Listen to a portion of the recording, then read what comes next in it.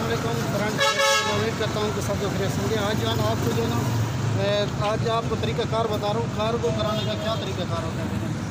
ठीक है भैया, बाकी आपको जो है ना वीडियो में सब कुछ सारी मालूमात वीडियो में आपको दे रहा हूँ। ठीक है ना, आपको